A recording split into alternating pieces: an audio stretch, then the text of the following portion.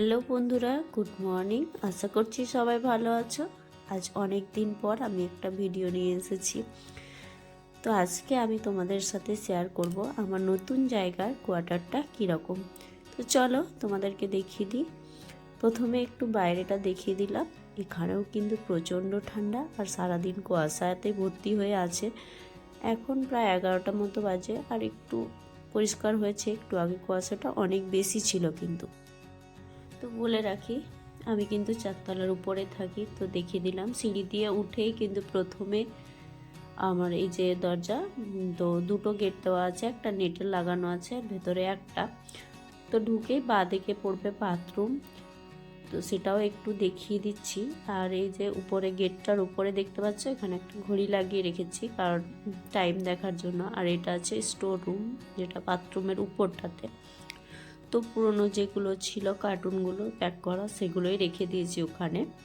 আর এই যে দেখছো বাথরুমের অবস্থা কিন্তু খুবই খারাপ, কারণ জলের জন্য। এখানে জলটাও প্রচণ্ড খারাপ, মানে হলুদ হয়ে আছে জলটা, ঘোলাটে পুরো। তার জন্য আর দেখালাম না পুরোটা। ঠিক আছে, তারপর এই যে বাঁদিকেই দেখছো পাশে কিচেনটা মোটামুটি ভালোই আছে, বড় সড়ো।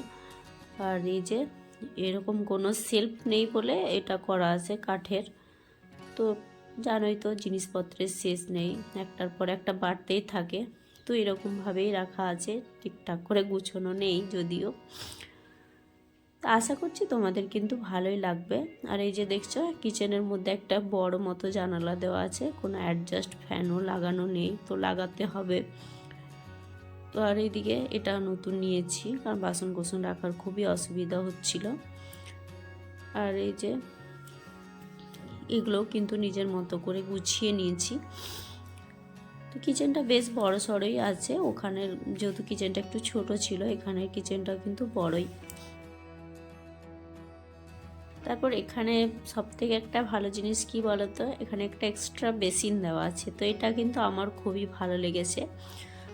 আর কিচেনে রান্না করতে করতে বা খাওয়ার পর কেউ হাত ধুতে গেলে সেখানে একটু অসুবিধা হতো, তো এটা কিন্তু বেশ সুবিধাজনক হয়েছে। তো নিজের মতো করে একটু সাজিয়ে নিয়েছি, খুব বেশি জিনিসপত্র যেহেতু নেই। আর তারপরে দেখো উল্টো দিকে কিন্তু একটা রুম, তো এই রুমটাতে এখন পুরো ফাঁকাই আছে, সেরকমভাবে কোনো কিছু রাখিনি। আর ওই যে দরজাটা দেখছো ওটা কিন্তু ব্যালকনি যাওয়ার জন্য। তো দুটো রুমের দিক দিয়ে ব্যালকনিতে যাওয়া যায়। তো এই ঘরটা এখন কিন্তু খাওয়ার জন্যই ব্যবহার করি। আর নিচের দেখছো সাউন্ডটাও কিন্তু খুব একটা ভালো না। আর দেওয়ালগুলো মোটামুটি ভালোই আছে দেখতে, ঘরে কালার কিন্তু আমাকে করতে হয়নি। আর এই যে দেখছো তারপর দেখিয়ে দিই আমার যে ঠাকুর ঘর, এটা আরেকটা রুম। এটা কিন্তু ওই রুম দুটোর তুলনায় একটু ছোট। তো এটাকে ঠাকুর ঘর করে রেখেছি, তো এই জন্য সামনেই দেখো একটা মূর্তি টাঙিয়ে রেখেছি। তারপর যে বড় বক্সটা দেখছো, এটাও একটু ডেকোরেশন করে নিয়েছি নিজের মতো করে। আর এখানের কোয়ার্টারে কিন্তু 3টে রুম, এটা ছোট হলেও 3টেই রুম। আর স্টোর রুমের মতো দেওয়া আছে। যাই হোক, যেভাবে খুশি ব্যবহার করা যেতে পারে। তো সেরকম খুব একটা জিনিসপত্র নেই বলে আমার কিন্তু অনেকটাই ফাঁকা আছে। আর আমার একটা ছোট্ট ফ্যামিলির ক্ষেত্রে কিন্তু এই ঘরটা অনেক বড়। তো যাই হোক, ঠাকুরটাকে কিন্তু এরকমভাবেই ডেকোরেশন করেছি। আর তার পাশেও নিজের মনের মতো করে একটু সাজানোর চেষ্টা করেছি। আর এই যে দেখছো এটা কিন্তু একটা আলমারি দেওয়া আছে, দেওয়াল আলমারিগুলো। আর উপরটাতেও কিন্তু স্টোরের মতো রাখা যাবে জিনিসপত্র, তো রাখি না কারণ এই দেখছো দেওয়ালগুলো পুরো ভিজে হয়ে আছে, জল টানে উপর থেকে। আর এই যে তারপর নিয়ে চলে আসলাম আমার এই যে বেডরুম। তো এটাও বড় সড়োই আছে, খুব একটা ছোট না। সেরকম কিছু সাজাইনি, যে টুকিটাকি জিনিসগুলো ছিল সেইগুলোই একটু ভালো করে গুছিয়ে নিয়েছি। এখানেও দেখো স্টোর রুমের মতোই স্টোর করা আছে উপরে আলমারির উপরটা। তো এটাকে খালি রেখেছি কারণ যত জিনিস রাখবে ঘর এলোমেলো হয়ে থাকবে। তো যাই হোক, কেমন লাগলো তোমাদের কিন্তু অবশ্যই জানাবে। আর খুব সিম্পলের মধ্যেই রেখেছি জিনিসপত্র। আর এই যে দরজাটা দিয়ে বেলকনিতে যাওয়া যায়, তো সেটাও তোমাদেরকে একটু দেখিয়ে দিচ্ছি।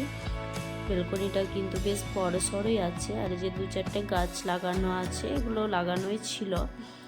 আর আমি শুধুমাত্র লাগিয়েছি যে পুদিনা দেখছো নিচে, সেগুলোই লাগিয়েছি। আর যেগুলো ছিল সেগুলো একটু পরিষ্কার পরিচ্ছন্ন করে লাগিয়েছি। টব এনে এগুলোকেও আবার চেঞ্জ করতে হবে।